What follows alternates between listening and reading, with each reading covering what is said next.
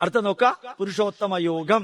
മനുഷ്യലോകത്തിൽ ജീവിതത്തില് ബന്ധനമുണ്ടാക്കുന്നത് എന്തെല്ലാമാണോ അതിനെ നിസ്സംഗതയാകുന്ന ആയുധത്തിൽ മുറിച്ച് മാറ്റി ബന്ധം നിലനിർത്തി ബന്ധനത്തെ ഇല്ലാതെയാക്കി നിരന്തരം ആത്മീയമായി ഉയരണം, വളരണം, ഉണരണം. അർജുന, അസംഗശസ്ത്രേണ ദൃഢേന ചിത്വാ, അസംഗശസ്ത്രേണ ദൃഢേന ചിത്വ. എന്തിനോടെല്ലാമാണോ ബന്ധനമുള്ളത് മനസ്സിനെ കുറേശ്ശെ പുറകോട്ട് വലിക്കുക, കുറേശ്ശെ പുറകോട്ട് വലിക്കുക. കുറച്ചു കഴിയുമ്പോൾ നമുക്ക് തോന്നും അതിലൊന്നും വലിയ കാര്യമില്ല. പക്ഷെ ചിരി എപ്പോഴും മുഖത്ത് വേണം. നല്ലോണം ചിരിക്കാൻ, ഉറക്കം ചിരിക്കണ്ട, കുഴപ്പമുണ്ടെന്ന് വിചാരിക്കും. അപ്പോ ഉപനിഷത്തുക്കൾ വിവരിക്കുന്ന പരമമായ ചൈതന്യമാകുന്ന ജീവാത്മ പരമാത്മാവിനെ കുറിച്ച് കൃഷ്ണൻ വീണ്ടും വീണ്ടും വിവരിച്ചു കൊടുക്കുന്നു. അത് ആ പരമാത്മ ചൈതന്യം തന്റെ അംശം തന്നെയാണെന്ന് ശ്രീകൃഷ്ണൻ വർണ്ണിക്കുന്നു. ജീവാത്മാവ് കർമ്മബലത്തെ പുതിയ ശരീരത്തിലേക്ക് മരണശേഷം നയിക്കുന്നത് ഗന്ധമുള്ള തന്മാത്രകളെ വായു വഹിക്കുന്നത് പോലെയാണ്.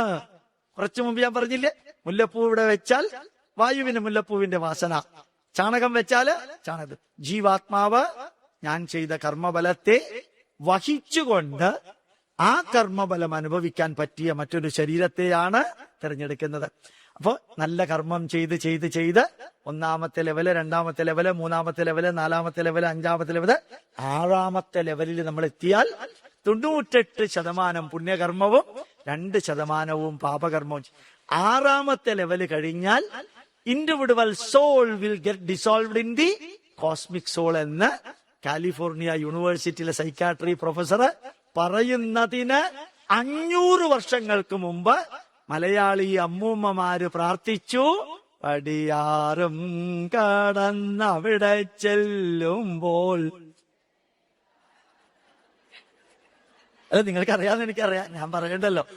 അപ്പൊ എന്താ ഇതിനർത്ഥം? പടിയാറും കിടന്ന് അവിടെ ചെല്ലുമ്പോൾ ശിവനെ കാണാതും ശിവശം.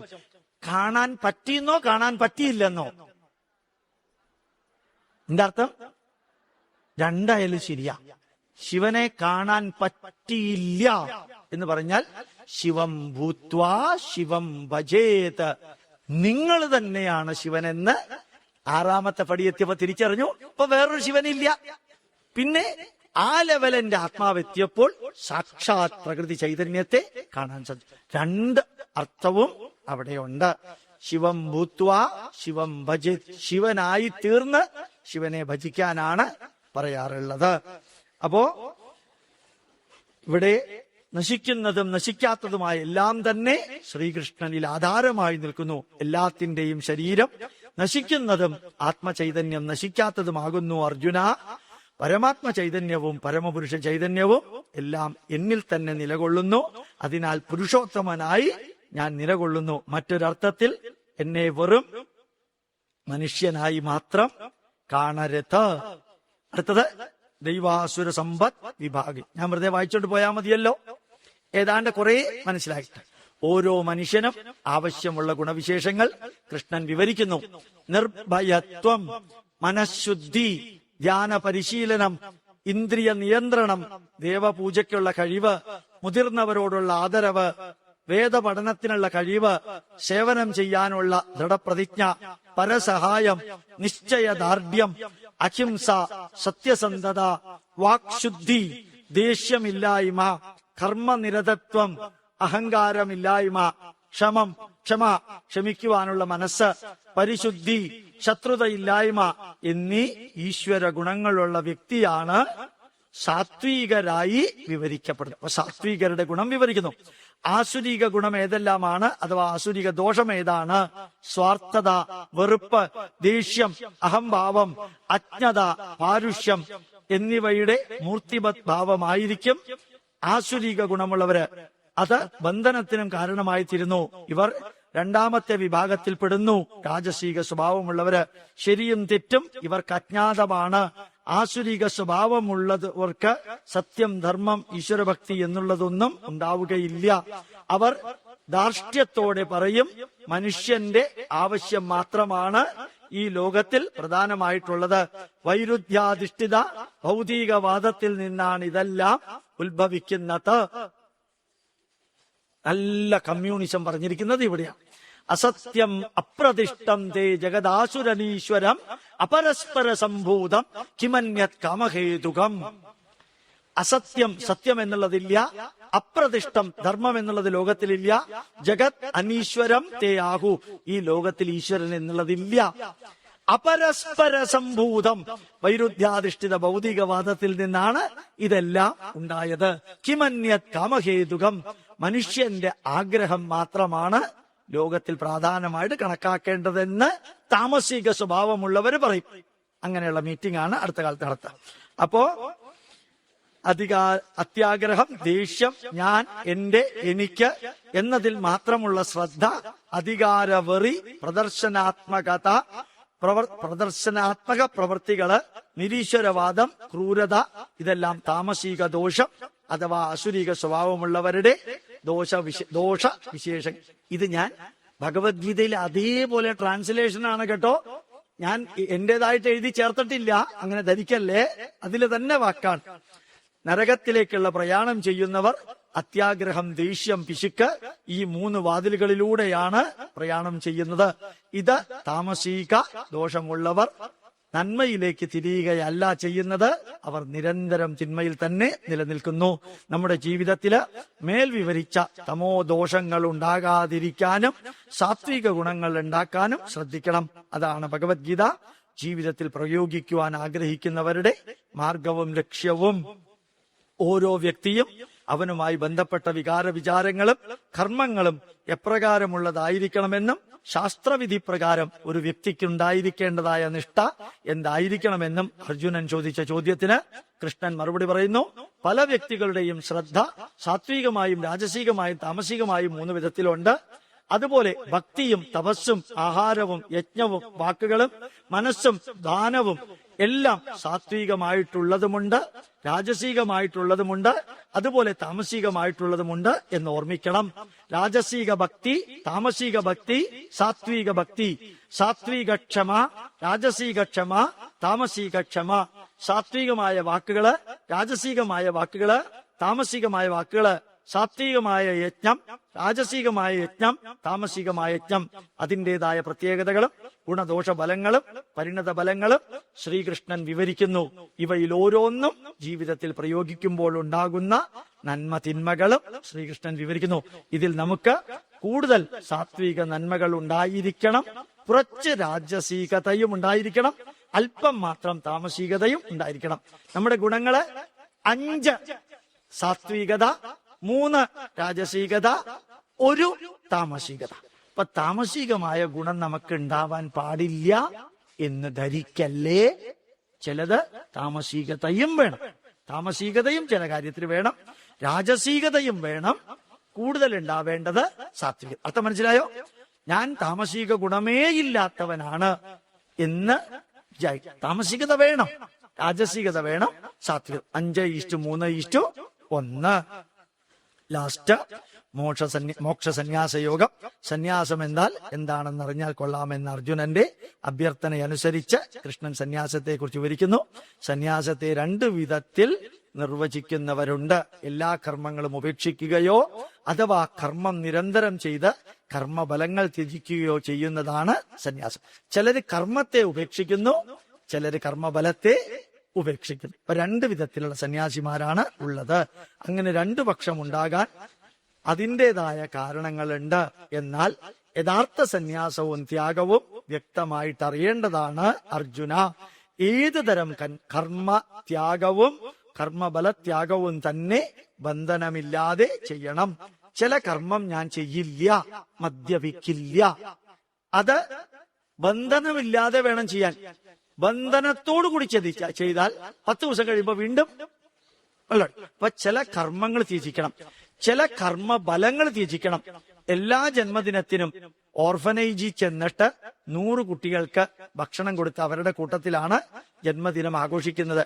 അതിന്റെ പുണ്യം എനിക്ക് വേണ്ട, അത് ഞാൻ ചെയ്യുന്ന കർമ്മം മാത്രം. അതിന് പുണ്യവും സുഖവും ഒന്നും വേണ്ട, ഞാൻ ചെയ്യേണ്ടത് ചെയ്യുന്നു എന്ന് പറയുമ്പോൾ കർമ്മബലം ത്യജിച്ചു, മറ്റേത് കർമ്മം ത്യജിച്ചു. അർത്ഥം മനസ്സിലായി? മദ്യപിക്കില്ല, കർമ്മം ത്യജിച്ചു.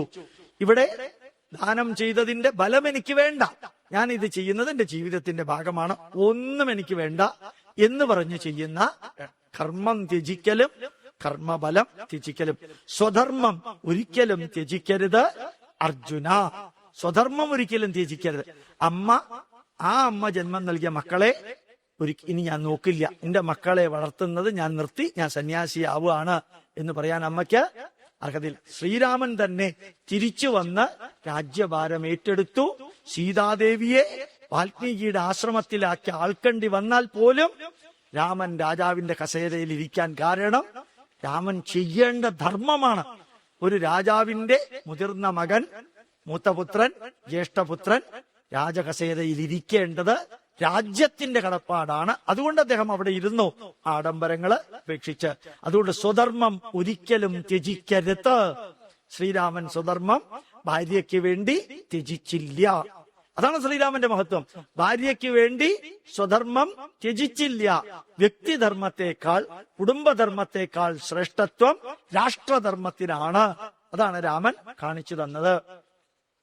ത്യജിക്കുന്നത് ആലസ്യം കൊണ്ടോ സ്വാർത്ഥത കൊണ്ടോ ആകരുത്. കർമ്മം ത്യജിക്കുന്നതിനേക്കാൾ സന്യാസിക്ക് കർമ്മബലം ത്യജിക്കലാണ് ഉത്തമ മാർഗം. കർമ്മം ചെയ്തുകൊണ്ടേയിരിക്കുക, കർമ്മബലം വേണ്ടെന്ന് വെക്കുക. സന്യാസിക്ക് നിങ്ങൾക്കല്ല, നമുക്ക് അങ്ങനെ ഒന്നുണ്ടെന്ന് അറിയൽ മാത്രമേ നമ്മുടെ ഭഗവത്ഗീത പഠനം കൊണ്ട് ഉദ്ദേശിക്കുന്നു. കർമ്മവും കർമ്മബലങ്ങളും സത്വരജസ് തമസ് ഇപ്രകാരമുണ്ട്. ഞാനാണ് ഈ കർമ്മങ്ങൾ ചെയ്യുന്നതെന്ന ഭാവമില്ലാതെ മനസ്സ്, വാക്ക്, ശരീരം കൊണ്ടെല്ലാം ചെയ്യുന്ന കർമ്മങ്ങൾ സാത്വികമായും ആ ത്യാഗം സാത്വിക ത്യാഗമായും നിലനിൽക്കുന്നു. കർമ്മം, അത് ചെയ്യുവാനുള്ള അറിവ്, അത് ചെയ്യുവാനുള്ള അഭിവാഞ്ച, കർമ്മം ചെയ്യുന്ന രീതി, കർത്താവ്, ഇതെല്ലാം സാത്വികമായി നിലനിൽക്കുമ്പോൾ അത് സാത്വിക സന്യാസമായി തീരുന്നു. അവയെല്ലാം രാജസികവും താമസികവുമായി തീരുമ്പോൾ ആ സന്യാസം ചൈതന്യഹീനമായി തീരുന്നു. അതിഗഹനമായ വിധത്തിൽ കർമ്മം, കർത്താവ്, ക്രിയ, കർമ്മബലം, കർമ്മബലത്യാഗം, അതിന്റെ ഗുണദോഷങ്ങൾ എന്നിവയെല്ലാം ശ്രീകൃഷ്ണൻ 18-ാം അധ്യായത്തില് പദാനുപദം അർജുനന് വിവരിച്ചു കൊടുക്കുന്നു. സാത്വിക, രാജസിക, താമസികമായ അറിവ്, സാത്വികമായ ജ്ഞാനം, രാജസികമായ ജ്ഞാനം, താമസികമായ ജ്ഞാനം, 3 വിധത്തിലുള്ള കർമ്മം, ഈ 3 വിധത്തിലുള്ള കർത്താവ്, ഈ 3 വിധത്തിലുള്ള ബുദ്ധി, ഈ 3 വിധത്തിലുള്ള ധൃതി, തീരുമാനം, ഈ 3 വിധത്തിലുള്ള വിവേകം, ഈ 3 വിധത്തിലുള്ള നിശ്ചയദാർഢ്യം, സന്തോഷം, പ്രകൃതി, മനസ്സ്, ഔദ്യോഗിക ദൗത്യം എന്നിവയെല്ലാം 3ആയിട്ട് ക്ലാസിഫൈ ചെയ്ത് കൃഷ്ണൻ വിവരിക്കുന്നു. അതായത് മേൽ വിവരിച്ചത് ഓരോന്നും സാത്വികമായും രാജസികമായും താമസികമായും അതാത് ഗുണദോഷങ്ങൾ ഉള്ള വ്യക്തികളിൽ പ്രകടമാകുന്നു എന്നതാണ് വിവരണത്തിന്റെ കാതലായ ഭാഗം. സാത്വിക മനസ്സുള്ളവന്റെ ചിന്തകള് സാത്വികമായിരിക്കും, രാജസിക മനസ്സുള്ളവന്റെ ചിന്തകള് രാജസികമായിരിക്കും, താമസിക മനസ്സുള്ളവന്റെ ചിന്തകള് താമസികം. മേൽ വിവരിച്ചതെല്ലാം സാത്വിക ഭാവത്തിലേക്ക് ഉയർത്തിയാൽ കൃഷ്ണനിലേക്കുള്ള പ്രയാണം വളരെ എളുപ്പമായി തീരുന്നു. അവയ്ക്ക് കൃഷ്ണന്റെ പൂർണ്ണാനുഗ്രഹവും ഉണ്ടായിരിക്കും. ഹേ അർജുന, നീയും ക്ഷത്രിയ ധർമ്മം അനുസരിച്ച് ഈ രാഷ്ട്രത്തിൽ ധർമ്മം സ്ഥാപിക്കേണ്ട ഉത്തരവാദിത്വം ഏറ്റെടുക്കേണ്ടതാണ്. സ്വയം അത് ചെയ്തില്ലെങ്കിൽ ചുറ്റുപാടുകൾ നിന്നെ കൊണ്ടത് ചെയ്യിപ്പിക്കുമെന്നുകൂടി നീ അറിയുക. സ്വധർമ്മത്തിൽ നിന്ന് നിനക്ക് ഒളിച്ചോടാനാകില്ല. സ്വധർമ്മത്തിൽ നിന്ന് നിനക്ക് ഒളിച്ചോടാനാകില്ല. ആ 2 വരിയും ഇടത് സൈഡിൽ ഒന്ന് മാർക്ക് ചെയ്തേക്കാം. അതായത് നിനക്ക് സ്വധർമ്മത്തിൽ നിന്ന് ഒളിച്ചോടാനാകില്ല. യുദ്ധം പോലും ഈശ്വരാരാധനയായിട്ട് ചെയ്യുകയാണ് ഉത്തമം. ഈശ്വരൻ നിന്റെ ഹൃദയത്തിലാണുള്ളതെന്നറിഞ്ഞ് കർമ്മനിരതനാകുക. ഇപ്പോൾ മറ്റെല്ലാ ചിന്തകളും ഉപേക്ഷിക്കുക. ഞാൻ നിർദ്ദേശിക്കുന്നത് പോലെ നിന്റെ ധർമ്മം കുരുക്ഷേത്ര ഭൂമിയിൽ അനുഷ്ഠിക്കുക. നിനക്ക് പാപഭാരം ഏൽക്കേണ്ടി വരികയില്ല തന്നെ. ഞാൻ നിന്നെ പാപമേൽക്കാത്ത വിധത്തിൽ നയിച്ചു കൊള്ളാമെന്ന് സത്യം ചെയ്യുന്നു. ഈ ഭഗവത്ഗീത ശ്രദ്ധയോടെ പഠിച്ച് നമ്മൾ നമ്മളുടെ കർമ്മമണ്ഡലത്തിൽ പ്രയോഗിക്കുകയും വേണം. ശ്രീകൃഷ്ണന്റെ ശക്തവും യുക്തിസഹജവും ധർമാധിഷ്ഠിതവും ഭക്തിജ്ഞാന കർമ്മമാർഗം അടങ്ങിയ നിർദ്ദേശങ്ങളും അണുവിട വ്യത്യാസപ്പെടാതെ ധീരതയോടെ സംശയവും തളർച്ചയുമില്ലാതെ അർജുനൻ കർമ്മധർമ്മ ക്ഷേത്രമായ കുരുക്ഷേത്രത്തിൽ ഇറങ്ങിയെന്ന് സഞ്ജയൻ ധൃതരാഷ്ട്രരോട് വിവരിക്കുന്നതോടുകൂടി ഭഗവത്ഗീത അവസാനിക്കുന്നു. അർത്ഥം മനസ്സിലായി? സഞ്ജയൻ ധൃതരാഷ്ട്രോട് വിവരിച്ചത്. 18 അധ്യായങ്ങള് എന്റെ ജീവിതത്തില് ഇന്ന് ഏറ്റവും സന്തോഷമുള്ള ഒരു ദിവസമാണ്. ഇതൊരു പരീക്ഷണമായിട്ടാണ് ഞാൻ ഇങ്ങനെ ഒരു ക്ലാസ് എടുത്തത്. ഈ സമയത്ത് പോലും പ്രായമായവർ പോലും കോട്ടുവായ വിട്ടില്ല. ഞാൻ അതാണ് ശ്രദ്ധിക്കാറുള്ളത്. കാരണം ഏത് ടീച്ചേഴ്സിന് ക്ലാസ് എടുക്കുമ്പോഴും ക്ലാസ്സിന് വിദ്യാർത്ഥികൾ കോട്ടുവായ വിട്ടാൽ വാച്ച് നോക്കിയാൽ അത് വിദ്യാർത്ഥികളുടെ കുഴപ്പമല്ല, ടീച്ചറുടെ കുഴപ്പം. നിങ്ങൾ കോട്ടുവായ വിട്ടാൽ വാച്ച് നോക്കിയാൽ തീർച്ചയാണ് നിങ്ങളുടെ കുഴപ്പമല്ല എന്റേതാണ്. വളരെ ധന്യമായി, വളരെ ധന്യമായി. എനിക്ക് സന്തോഷത്തോടുകൂടി മധുചേട്ടനോടും സോമൻ ചേട്ടനോടും ഇവിടുത്തെ സ്വാമിയോടും എല്ലാവരോടും നന്ദിയുണ്ട്. അതിനേക്കാൾ ഉപരി ഞാൻ നേരത്തെ പാടിയ ആ പാട്ടിന്റെ മനസ്സിൽ വെച്ചുകൊണ്ട് ഇത്രയും ശ്രദ്ധയോടുകൂടി ഫുള്ളായിട്ടിരുന്ന് കേട്ട ഓരോരുത്തരോടും ഗോപാലകൃഷ്ണൻ തൊഴുകയ്യോടെ പ്രാർത്ഥിക്കുന്നു. ദീർഘ ആയുരാരോഗ്യ ഐശ്വര്യാണാം അഭിവൃദ്ധിരസ്തു ഉത്തരോത്തരാഭിവൃദ്ധിരസ്തു ഇതി അഹം പ്രാർത്ഥയാമി. ദീർഘായുസ്സും ആരോഗ്യവും ഐശ്വര്യവും സമ്പൽ സമൃദ്ധിയും ജഗദീശ്വരൻ നിങ്ങൾക്ക് ഓരോരുത്തർക്കും നൽകട്ടെ. ഇത് വീണ്ടും വീണ്ടും വായിക്കുക, മറ്റുള്ളവരെ വായിച്ച് കേൾപ്പിക്കുക.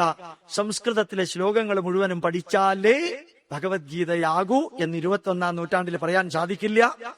നല്ല രീതിയിൽ മറ്റുള്ളവരെ പഠിപ്പിക്കുക. നിങ്ങളുടെ ഫോൺ നമ്പർ അവിടെ തരികയാണെങ്കിൽ ഞങ്ങളുടെ എല്ലാ പരിപാടിയുടെയും മൊബൈൽ ഇൻഫർമേഷൻ കോട്ടയത്തുള്ളത് നിങ്ങൾക്ക് ലഭിക്കും. ഇവിടെയും കൊടുക്കണം. ഇവിടെ ഇനിയുള്ള പരിപാടികളെല്ലാം ഞാനും അതിനകത്ത് ഉൾപ്പെട്ടതായിരിക്കും. ഞാൻ എപ്പോഴും ഉണ്ടാവും. അങ്ങനെയുള്ളത് ഒരുമിച്ച് പ്രവർത്തിക്കാൻ ഇതൊരു വിശ്വവിദ്യാലയം മാതിരി നമുക്ക് സാധിക്കട്ടെ എന്ന് പ്രാർത്ഥിക്കുന്നു.